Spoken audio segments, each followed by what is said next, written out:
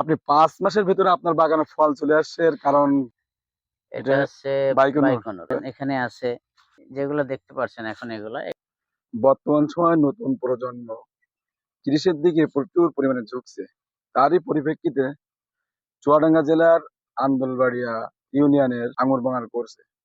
তো আসলে এই আঙুর বাগানে মানে বিঘা প্রতি আপনি কতগুলো আঙুর চারা লাগাইতে পারবেন এবং বাণিজ্যিকভাবে করতে হলে বিঘা প্রতি কয়টি চারা লাগানো লাগে এবং আপনি কিভাবে বাগান প্ল্যান করবেন সম্পূর্ণ তথ্য আমরা এই ভিডিওর মাধ্যমে তুলে ধরবো। আশা করি ভিডিওটা না টেনে আপনার শেষ পর্যন্ত দেখবেন।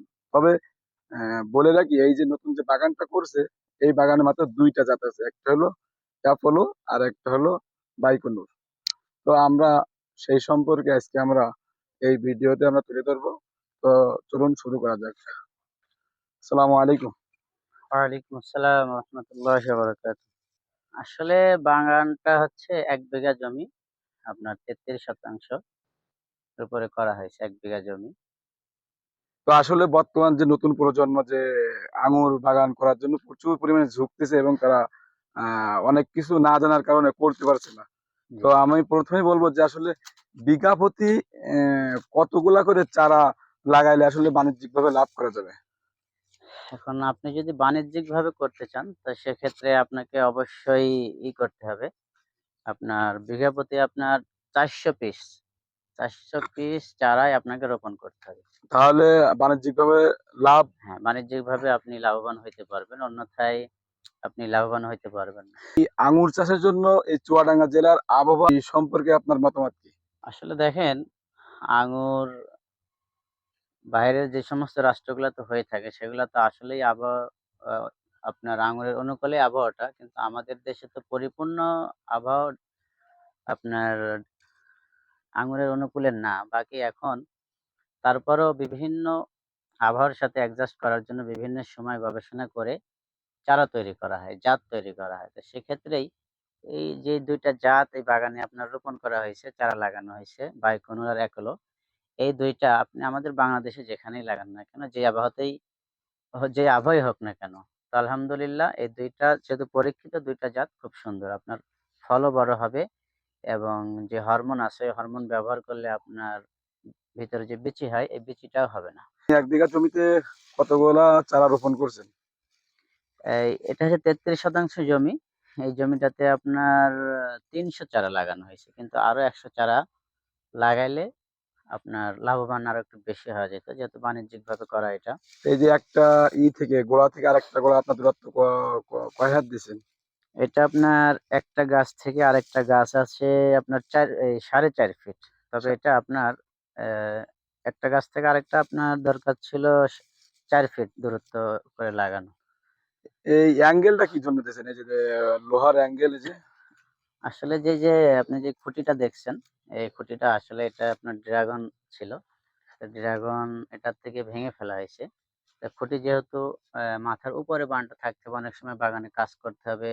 আপনার যখন ফল হবে ওর সাথে স্প্রে করতে হবে। তো এইজন্য এই খুঁটিটা একটু ছোট, যার কারণে আমরা একটু বানটা যেন মাথার উপরে দেয়া যায়, মাচাটা বা লতাগুলা যেন উপরে থাকে। সেইজন্য আমরা এই অ্যাঙ্গেলটা এখানে সেট করছি। এখানে একটা নাট দেয়া হইছে।